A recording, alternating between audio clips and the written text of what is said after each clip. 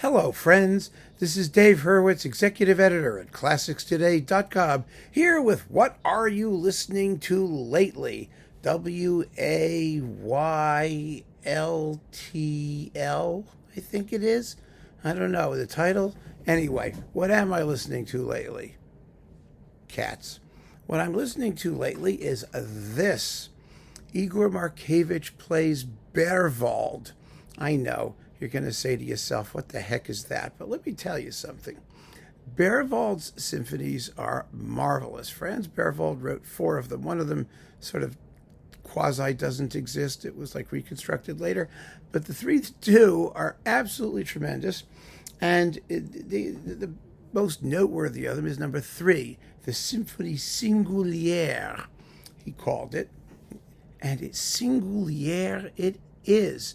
I've talked about it before, but this particular performance is historic.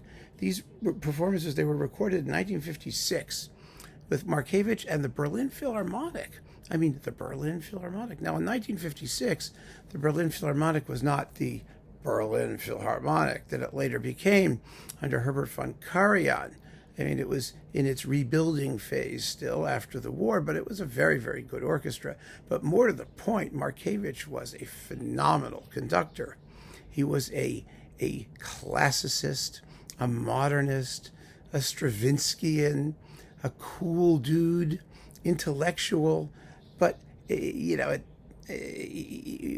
of that mattered. It mattered in terms of his interpretations, which feature a crystalline clarity and boldness of accent, which is really quite exceptional. I don't think he really ever put a foot wrong as an interpreter. There's some things you may like more than others, but really he was pretty astounding. And he had just this insane range of repertoire. That's what I really love about the guy. The conductors I tend to like the best are the conductors who will play anything and do it all well. And they do it all well because they're so strong in basic musical fundamentals. They get the tempos right. They get the balances right. They get the accents right. Even in this mono recording, it's 56. It's a very good mono recording. There's nothing wrong with the sonics. Deutsche Grammophon in 56 was making decent sounding records. But beyond that, he just, the idea that this modernist, which is what he was. Remember, he was a composer, a modernist avant-garde composer. He wrote in quarter tones. Woo! Quarter tones. That he could show up and pull out these 2 symphonies, Berwald Symphonies 3 and 4, and play them so well with an orchestra that couldn't possibly have known them at all and gotten such great results. That's just really a testament to the man's universal musicality.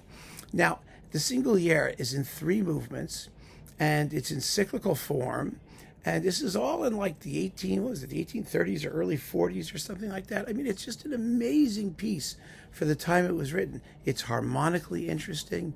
It's wonderfully scored with fabulous attention to woodwind detail.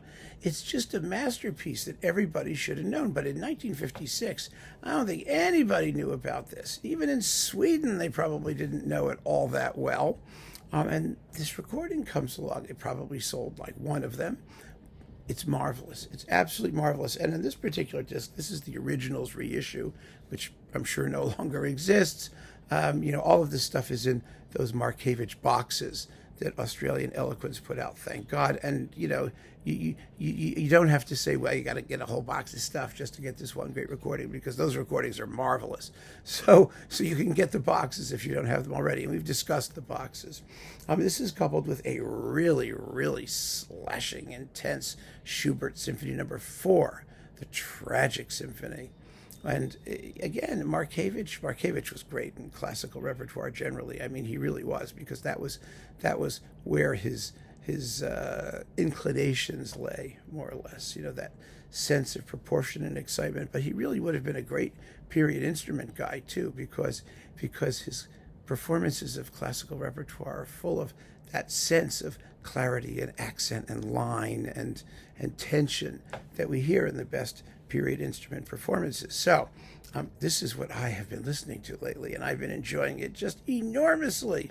And you will too if you have the Markevitch box. Pull this out and listen to it. If you don't, you can probably find it and stream it, whatever. Get to know the Berwald Third, the Symphonie singulière. The fourth is beautiful. It's a more conventional four-movement symphony, really very, very good piece. But the third, whoa, that's an eye-opener and an ear-opener. You should give it a shot. So keep on listening, friends. Thanks for joining me. Take care, and tell me what you're listening to lately.